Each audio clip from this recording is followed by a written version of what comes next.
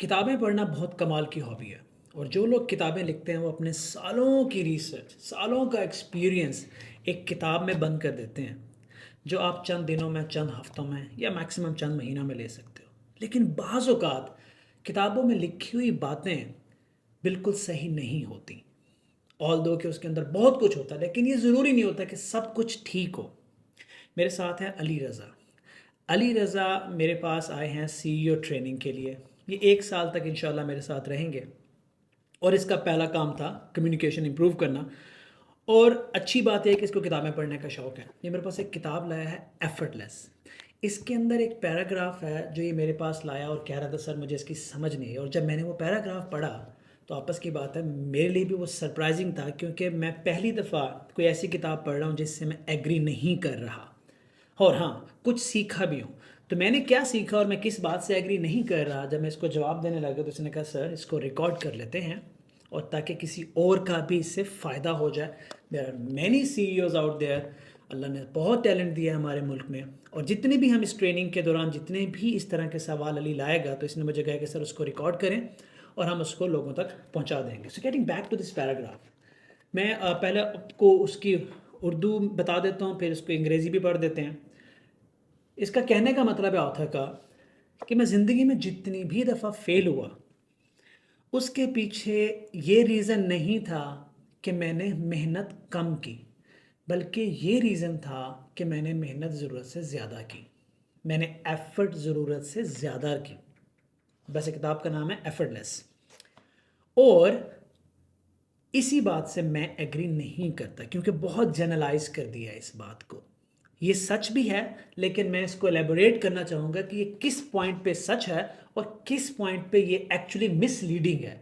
इसे कहते हैं हेलुसिनेशन। हेलुसिनेशन इंटरनेट में भी होती है, चैट जीपीटी में भी होती है, किताबों में भी होती है, क्योंकि हर बंदा ना मुकम्मल तौर पे ठीक हो सकता है, ना मुकम्मल तौर पे गलत हो सकता है।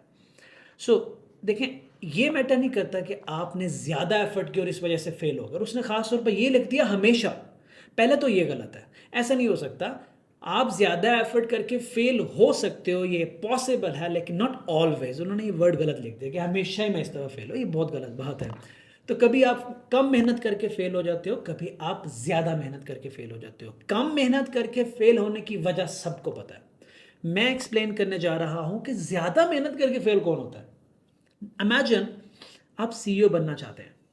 आप सीईओ बने, या आप अच्छे स्टूडेंट बने, या आप अच्छी सेहत बनाना चाहते हैं। हर काम करने के लिए कुछ स्टेप्स होते हैं, कुछ कंपोनेंट्स होते हैं जो आपने सीखने होते हैं, जो आपने समझने होते हैं।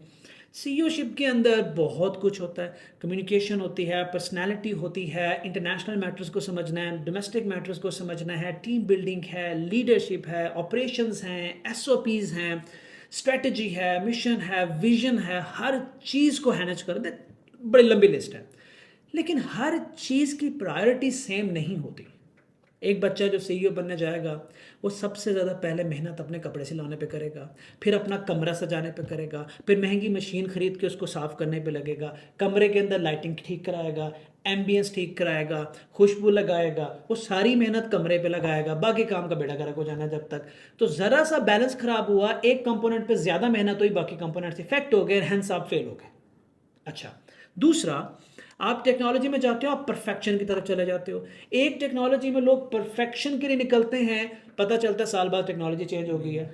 तो क्या हुआ उस सारी मेहनत का? ज़ाया हो गया, ओवरऑल मिशन भी आपका डिस्टर्ब हो गया। आप जाते हो एक डिज़ाइनिंग का टूल पकड़ते हो, उसमें अपने आप को कमाल करने चले जाते हो, लेफ्ट राइट नहीं देखते, वो डिज़ाइनिंग टूल ही ऑब्सोलीट हो जाता है। फिर ज़्यादा मेहनत करके वो लोग नाकाम होते हैं जो बैलेंस नहीं रखते, जो अपनी प्रायोरिटीज़ डिफाइन नहीं करते। प्रायोरिटीज़ कैसे डिफाइन करते हैं कि लिस्ट बनाओ जो आप करने जा रहे हो, उनमें क्या क्या इंपॉर्टेंट कंपोनेंट्स हैं। फिर उसमें देखो जो इंपॉर्टेंट कंपोनेंट आपका कमज़ोर है, आपको नहीं आता, उस पर ज़्यादा मेहनत करो, उसको ज़्यादा घंटे दो, उसको ज़्यादा दिन दो, और नीचे वाले को कम कम कम, और फिर इस तरह से अपनी एफर्ट्स को बैलेंस कर लो। हम लिस्ट भी नहीं करेंगे, हम प्रायोरिटाइज भी नहीं करेंगे, हम एनालिसिस भी नहीं करेंगे, क्योंकि हमें लगता है कि हम बहुत मेहनती हैं, तो हम हर काम में मेहनत शुरू कर देते हैं। मैं अपने स्कूल और कॉलेज के दौर में ना एथलीट था। मैं आपको एक वाक़या सुनाता हूँ। मैं 100 मीटर और 200 मीटर की रेस करता था। 100 मीटर और 200 मीटर की रेस में क्या होता है कि आपने जैसे ही आपको गो मिला ना तो आपने पूरी जान से भागना होता, खत्म।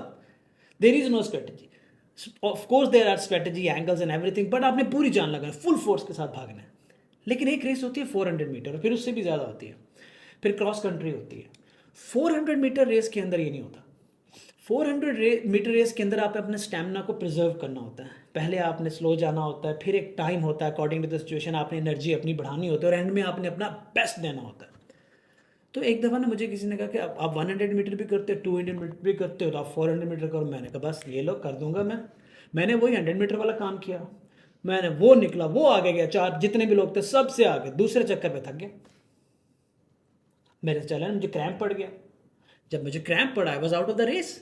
हमारे जितने भी यंग एंटरप्रेन्योर्स हैं ना, वो जज्बात में आके ना वो मैंने सीईओ बनना है, मैंने एंटरप्रेन्योर बनना है, और अति जोर लगाएंगे बिना प्लान किए, बिना असेसमेंट किए, अपना डिस्टेंस मापे बगैर, अपनी प्रायोरिटीज़ को सेट किए बगैर फुल जोर लगाएंगे और रास्ते में पड़े हुए होंगे। क्यों?